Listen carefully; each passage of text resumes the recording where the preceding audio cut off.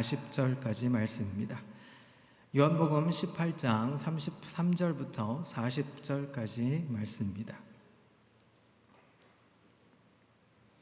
33절부터 39절은 제가 읽고 마지막 40절은 우리가 합독하겠습니다. 이에 빌라도가 다시 관정에 들어가 예수를 불러 이르되 내가 유대인의 왕이냐? 예수께서 대답하시되 이는 내가 스스로 하는 말이냐? 다른 사람들이 나에게 대하여 내가 한 말이냐? 빌라도가 대답하되 내가 유대인이냐? 내 나라 사람과 대제사장들이 너를 내게 넘겼으니 내가 무엇을 하였느냐? 예수께서 대답하시되 내 나라는 이 세상에 속한 것이 아니니라. 만일 내 나라가 이 세상에 속한 것이었더라면 내 종들이 싸워 나로 유대인들에게 넘겨지지 않게 하였으리라. 이제 내 나라는 여기에 속한 것이 아니니라. 빌라도가 이르되 그러면 내가 왕이 아니냐? 예수께서 대답하시되 내 말과 같이 내가 왕이니라. 내가 이를 위하여 태어났으며 이를 위하여 세상에 왔나니 곧 진리에 대하여 증언하려 함이로라. 무릇 진리에 속한 자는 내 음성을 듣느니라 하신대. 빌라도가 이르되 진리가 무엇이냐 하더라. 이 말을 하고 다시 유대인들에게 나가서 이르되 나는 그에게서 아무 죄도 찾지 못하였노라. 6월절이면 내가 너에게 한 사람을 놓아주는 전례가 있으니 그러면 너희는 내가 유대인의 왕을 너희에게 놓아주기를 원하느냐 하니 함께 읽습니다. 그들이 또 소리질러 이르되 이 사람이 아니라 바라바라 하니 바라바라는 강도였더라. 아멘. 할렐루야. 오늘도 은혜와 영광이 거룩하게 삶에 넘치시기를 그리스도의 이름으로 소망합니다. 여러분, 우리는 예수님을 얘기할 때 여러 가지 표현들을 씁니다. 주님, 또 만왕의 왕, 여러 가지 수식어들 있죠. 구세주, 이런 내용들이 있습니다. 오늘 우리가 본문을 대할 때 주라는 단어, 이 주라는 단어는 구세주라는 뜻을 갖고 있습니다. 그런데 이 구세주라는 뜻은 사실상 10% 정도밖에 어원을 찾지 못합니다. 전체적인 어원 중에 90%는 왕, 여러분 그 영어 단어로 로드라는 단어를 이렇게 아시죠? 왕이라는 단어를 의미를 차지하고 있습니다. 주님은 우리를 통치하시고 우리를 다스리시는 왕을 의미하는 것입니다. 왕 되신 예수 그리스도가 우리를 통치하시고 다스릴 때만 그리스도인들은 승리하는 신앙생활을 하게 되어 있습니다. 우리는 주님을 이렇게 얘기합니다. 구원자이십니다 라고 이제 고백합니다. 우리가 처음 예수를 믿게 되면 주님은 나의 구세주이십니다 이렇게 고백을 하죠. 구원자이십니다 이야기합니다. 그런데 이 구원자라는 이 단어는 여기서 끝이 아닙니다. 시작이라는 것이죠. 우리가 주님을 구원자로 이제 고백했다면 그것이 끝이 아니라 시작의 단계에 머무는 것입니다. 이제 우리는 하나님과의 관계 안으로 들어가겠다는 인정하는 그 표현을 바로 우리는 구원자입니다 라고 고백하는 것이죠. 그 후에 하나님과의 관계 속에서 주 하나님을 나의 왕이라고 선포하고 그분의 통치 아래 거해야 하는 것입니다. 왕이라고 인정하는 것은 내 삶의 내 전 영역에서 당신은 나의 유일한 왕이십니다. 하나님은 나의 주인이십니다. 고백하는 것입니다. 주인은 하나님 유일하신 당신 하나님 한 분이십니다. 이렇게 고백하는 것이죠. 하지만 우리는 이렇게 얘기합니다. 당신은 나의 왕이십니다. 라고 고백해 보지만 사실상 우리 자신이 결정권을 가지고 결정하는 삶이 형태가 많다는 것이죠. 하나님은 나의 왕이 되시고 내가 그 발 아래 복종하는 종이 되고 백성이 되어야 하는데 오히려 그 결정권을 내가 쥐고 흔든다는 것입니다. 이것은 왕에 대한 개념이 완전하게 정립되지 않아서일 거죠. 하나님이 내 앞에 존재하고 계신다함을 느끼는 것, 그것이 바로 여러분 이런 표현 아시죠? 주재권이라고 불려집니다. 내 생명, 내 삶 모든 것을 가져가실 수도 있고 그리고 주실 수도 있는 이 인식함을 가지고 있을 때 우리는 그 왕권을 인정하게 되는 것입니다. 내가 내 소유가 아니라 하나님의 것인 거죠. 인정하게 되면 자연적으로 왕 앞에 무릎을 꿇게 됩니다. 그리고 순종하게 되어 있습니다. 그리스도인들에게 있어서 순종은 덕목이나 상식이 아닙니다. 이 순종은 기독교의 신앙의 중심입니다. 밑바탕에서 절대 흔들려서는 안 되는 기준이라는 것입니다. 또한 우리는 예배 가운데 하나님과의 만남과 더불어서 사람들과의, 성도들과의 교제가 이루어지죠. 그 교제 사이에, 하나님과 우리 교제 사이에 균형을 이루는 신앙생활을 또 해야 합니다. 이러한 순종과 균형, 그리고 신앙의 마인드를 움직이는 힘은 그리스도의 주재권을 인정할 때 우리가 가능케 하는 것입니다. 로드십이라는 걸 들어보신 적 있으십니까? 이것은 우리 삶 속에서 주님이 우리의 주인 되신다 할 때 고백하는 것이죠. 주재권에 대한 인식이 없으면 어떻게 됩니까? 우리는 나 자신이 주인의 자리에 서게 되는 것입니다. 오늘은 우리의 왕 되신 예수 그리스도에 대한 이야기를 좀 해보려고 합니다. 여러분, 진리란 도대체 무엇입니까? 진리가 무엇입니까? 라고 물으면 점점점 얘기하실 것들이 있죠. 진리라는 말은 신약 성경에 헬라어로 알레데이아라는 표현을 씁니다. 이 알레데이아라는 이 단어는 신약 성경 전체에서 약 109번 정도 사용됩니다. 자, 그 중에 한 절반 이상이 어디에서 사용되냐면 사도 요한이 썼던 기록들, 책들의 거의 50% 이상을 차지하는 이 단어를 쓰고 있습니다. 그만큼 정말 진리에 대해서 비중 있게 다루고 있었던 것이죠. 당시에 왜 그런가 들여다보니까 요한복음을 쓸 당시, 그리고 서신서나 계시록을 쓸 당시에 유행했던 신학 사조가 있었습니다. 그것이 바로 영지주의였습니다. 영지주의는 어떤 것이냐면 지식, 이 그노시스라고 하는 지식이 모든 것의 기원이 되고 구원을 받게 가능케 하는 것이다 하는 것이죠. 공부를 잘하면 구원받는다 하는 겁니다. 쉽게 말하면. 요한은 지식보다 더 우월한 이 진리의 유용함을 역설하면서 더 나아가서는 진리 그 자체이신 예수님이 유일한 구원의 근거가 되심을 진리라는 용어를 사용하면서 이렇게 표현하고 있는 것입니다. 자, 요한복음 8장 32절에 우리가 잘 아는 말씀이 있습니다. 진리를 알지니 진리가 너희를 자유케 하리라. 주님은 우리를 죄로부터 자유케 하신다는 그 어떤 것을 진리라고 선포하고 있습니다. 또한 요한복음 14장 6절에 보면 이렇게 말씀하시죠. 나는 내가 곧 길이요 진리요 생명이니 나로 말미암지 않고는 아버지께로 올 자가 없다라 말씀하십니다. 예수님은 우리가 창조주이신 하나님 아버지와의 바른 관계를 가지고 있도록 인도하는 그 무엇이 진리라는 의미에서 예수님 자신을 진리라고 지금 선포하고 있는 것입니다. 그분만이 하나님과 인간 사이의 유일한 중보자로서 구주가 되시고 주님이시기 때문입니다. 그러나 이 본문인 요한복음 18장에서 다루어지는 이 진리라는 명제는 아주 독특하고 특별한 구체적인 의미를 담고 있습니다. 다시 말하면 예수님은 어떤 분이냐? 예수님은 메시아다. 예수님은 왕이시다라는 것을 진리에 초점을 맞추어서 강조해주고 있습니다. 자, 본문에 오늘 읽었던 33절부터는 이렇게 시작합니다. 이런 논쟁으로 시작합니다. 33절입니다. 이에 빌라도가 다시 관정에 들어가 예수를 불러 이르되 네가 유대인의 왕이냐?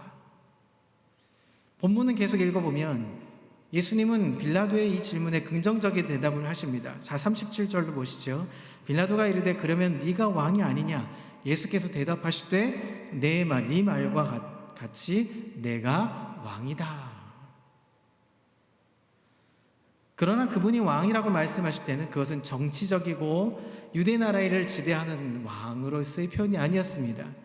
특정 시간이나 지역의 개념을 초월한 인류의 왕, 만왕의 왕, 영원한 왕으로 표현하고 있는 것입니다. 내 나라는 이 세상에 속한 것이 아니다 라면서 36절에도 이렇게 말씀하시죠. 성도 여러분, 인간이 가지는 실존적인 문제가 있습니다. 그것은 누가 나를 다스리는가, 무엇이 나를 다스리는가 하는 질문을 던질 때가 있습니다. 우리가 하루하루를 삶을 살아갑니다. 오늘도 아침 일찍 시작해서 저녁이 맞도록 우리는 일 열심히 해서 일하고 하루를 지냈습니다. 그러면 삶 가운데 이런 질문을 끊임없이 합니다. 누가 나를 다스리는 건 아닌가? 무엇이 나를 다스리는 것일까? 하는 질문들이 생겨나죠. 거짓이 다스리는 곳에는 거짓된 결과가 나타날 수밖에 없습니다. 그러나 구세주이신 예수님이 우리를 다스리게 되면 그분이 왕이 되어서 내 인격과 내 삶과 내 의식과 내 삶을 전체를 가지고 하나님이 그곳에서 용서하시고 구원해 주시고 참된 생명을 우리에게 허락해 주시는 것입니다. 초대교회의 그리스도인들은 이 신앙 고백을 하는 것을 굉장히 중요하게 여겼습니다. 예수님이 주님이시다, 예수님이 왕이시다, 이 고백이 그들 속에서는 굉장히 중요하게 자리 잡고 있었습니다. 왜냐하면 그들은 문자 그대로 목숨을 걸고 이 고백을 할 수밖에 없던 시대였습니다. 당시에는 황제 숭배 사상이 있었고 가이사가 주님이시다라고 고백하지 않으면 처형당하고 죽임을 당하고 옥에 갇힐 수밖에 없는 상황이었습니다.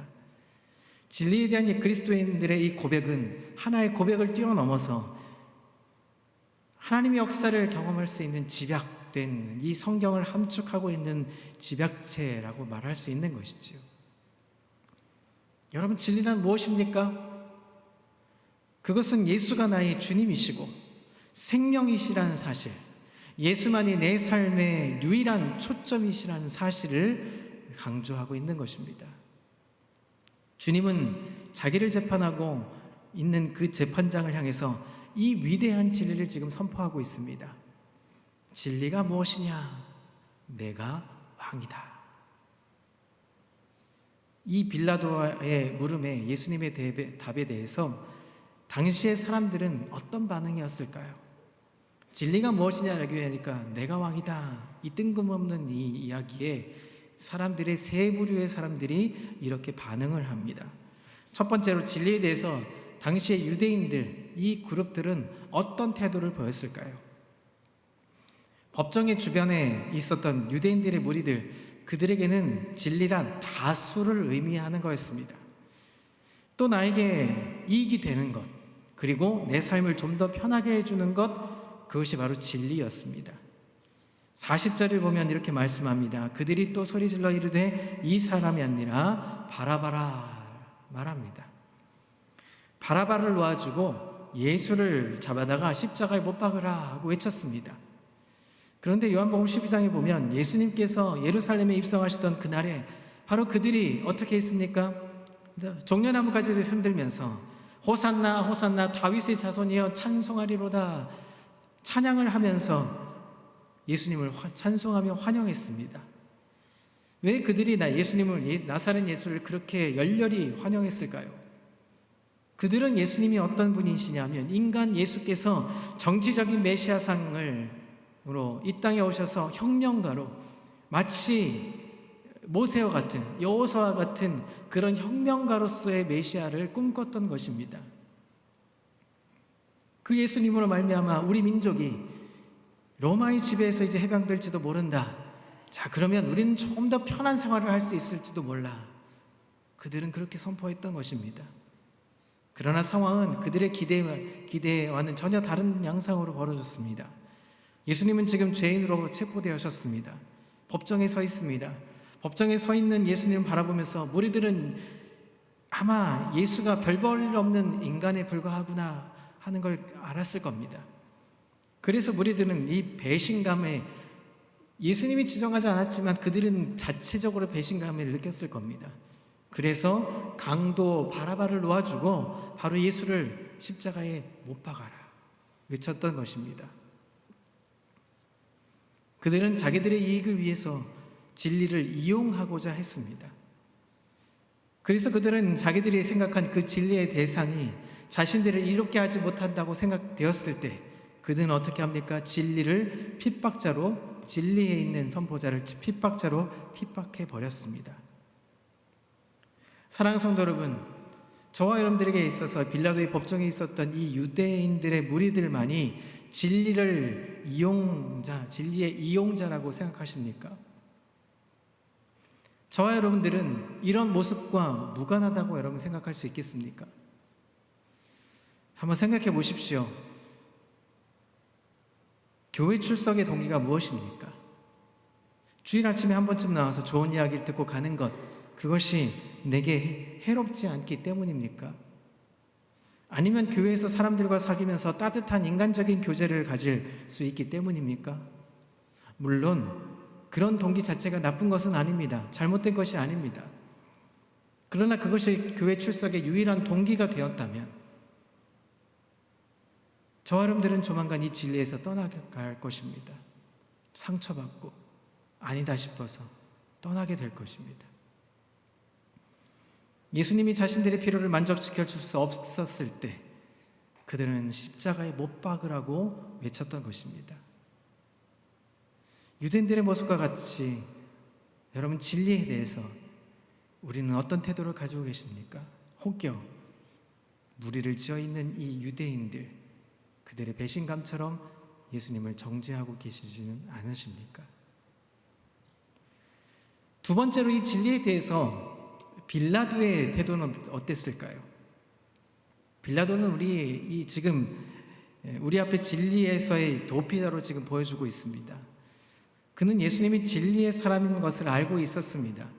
그분이 아무 죄가 없다는 사실을 자신 입술로 고백했습니다.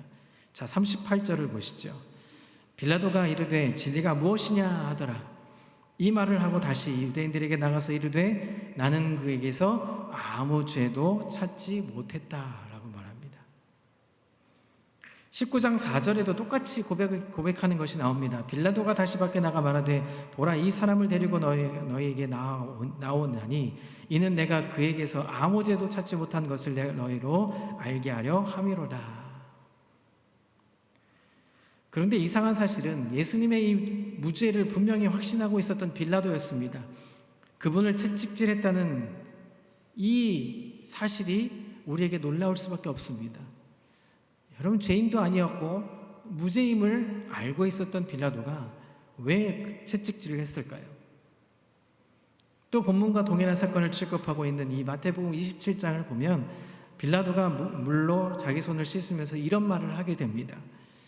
이 사람의 피에 대하여 나는 무죄하다. 빌라도는 예수님의 죽음에 대한 책임을 지지 않으려고 그렇게 이야기했던 것입니다. 손을 씻고 도피해 버렸습니다. 사실 빌라도는 어느 정도의 자기 양심을 따르려고 했습니다. 그래서 처음엔 예수님을 변호했죠. 이 사람은 무죄해. 너희가 생각하는 죄가 아무것도 없어.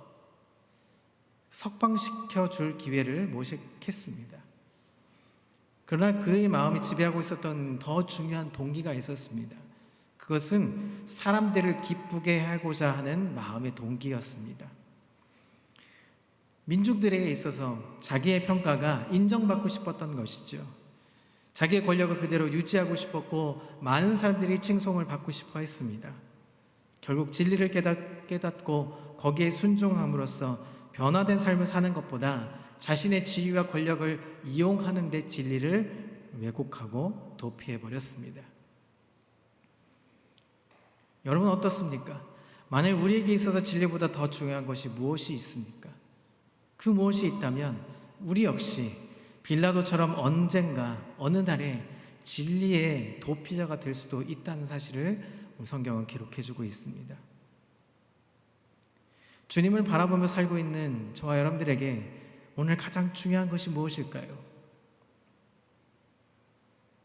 저와 여러분들은 나는 길이요 진리요 생명이다 라고 말씀하신 그 예수님의 바꿀 수 없는 그 은혜와 사랑을 여러분 고백하실 수 있겠습니까?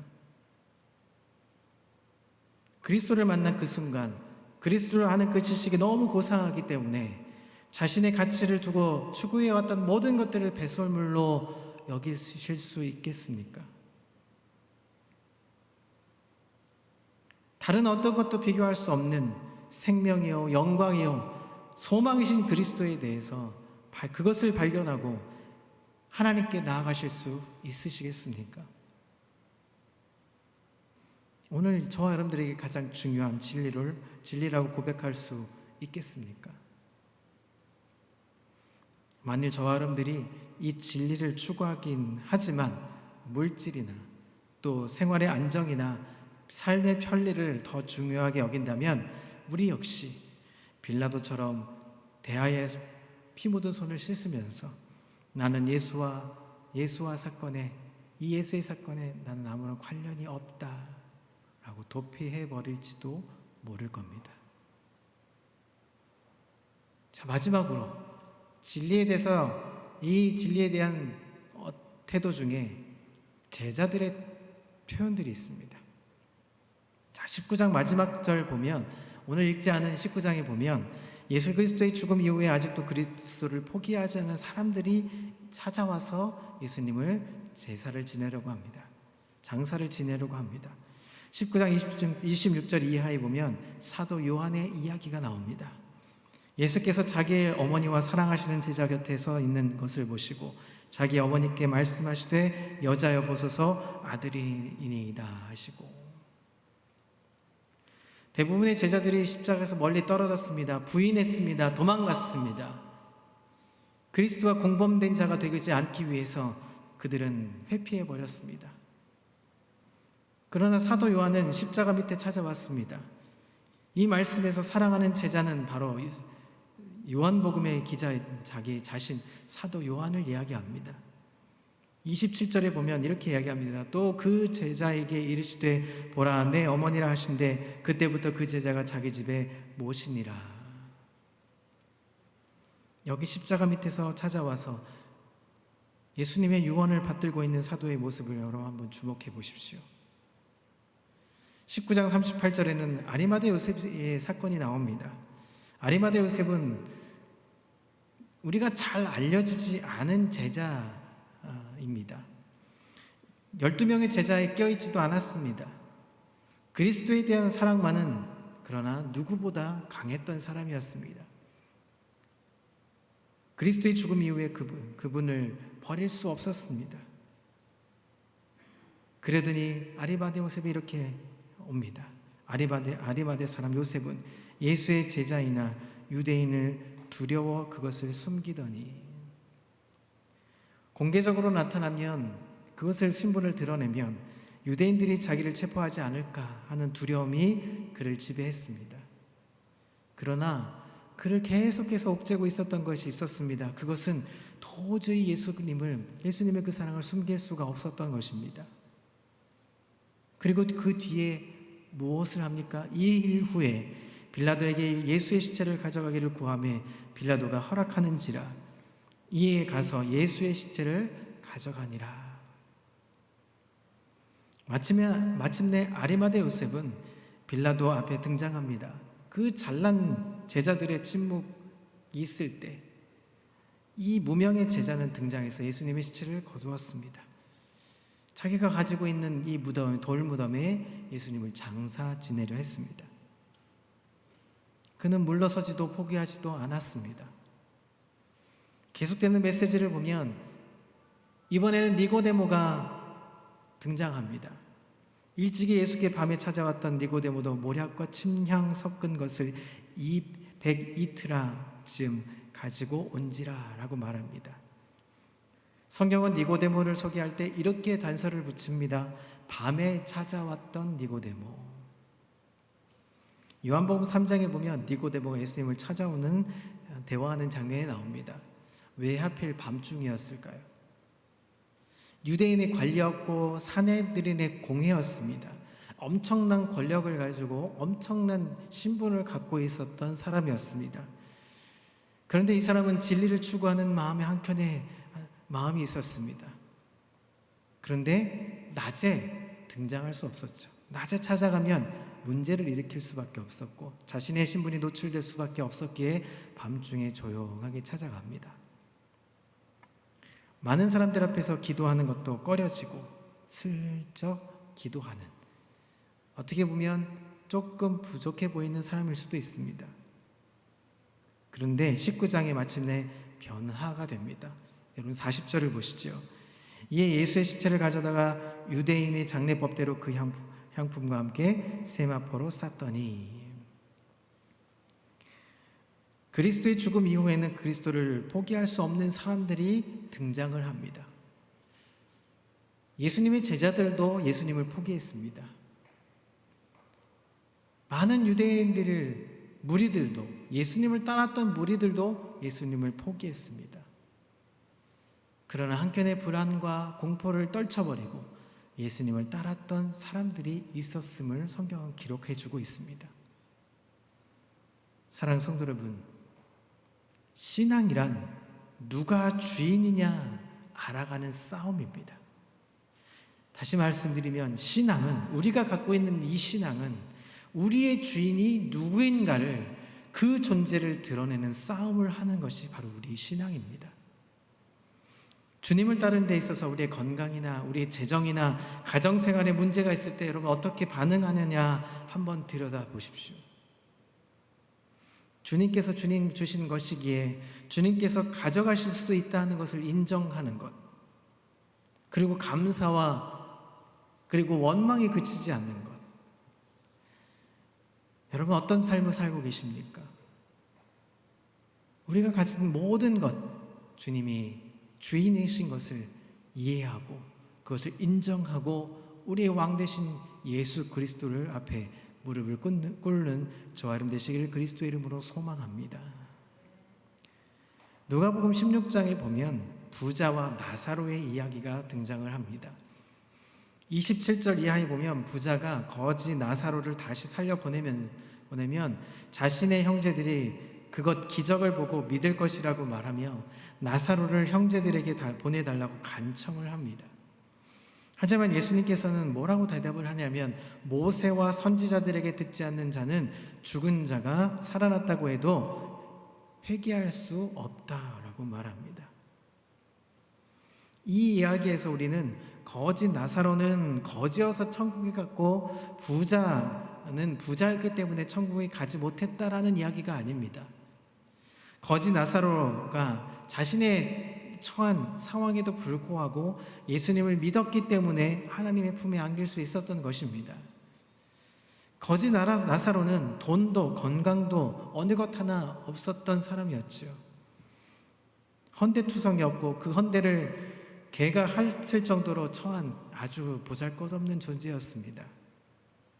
그러나 그럼에도 불구하고 하나님을 믿고 의지했고 마침내 천국으로 인도함 받게 됐던 것이죠. 우리는 하나님께만 이것만 주시면 믿을게요 라고 하는 일들이 많습니다. 이제 2023년도 이제 보름 정도 남았죠. 우리는 아직도 우리가 채워지지 않는 것 때문에 이것 주시면 저 열심히 2024년 섬길게요, 순종할게요, 감사할게요, 그렇게 이야기할 때가 많지 않습니까? 이것이 충족되어질 때 내가 헌신하겠습니다. 이것이 감사할 수 있는 조건이 되어질 때 저는 감사하겠습니다. 아니, 지금은 조금 힘듭니다. 그러니 지금은 아니고요, 제가 좀 받으면 그때 헌신하고 봉사하겠습니다. 입으로 주님 주님, 나의 왕 되신 만왕의 왕, 내가 주인 삼은 모든 것 내려놓고 내 주 되신 주님을 따라가겠습니다. 찬양하고 고백하고 나아가 보지만 우리는 진정한 왕을 왕으로 모시고 계십니까? 오늘 성경은 이렇게 얘기합니다. 진리가 무엇이냐? 예수님 말씀하십니다. 내가 왕이다. 이 땅에 왕으로 오신 예수 그리스도를 이제 얼마 후엔 우리는 축하하는 자리를 만들 겁니다. 여러분 진정한 왕으로 모시기를 원하십니까? 내 삶의 주인이라고 고백하시길 원하십니까? 그렇다면 이 진리를 따라 믿음의 싸움을 해가며 충성하며 헌신하는 믿음의 사람들 되시기를, 믿음의 평강교회 성도 되시기를 그리스도의 이름으로 소망합니다.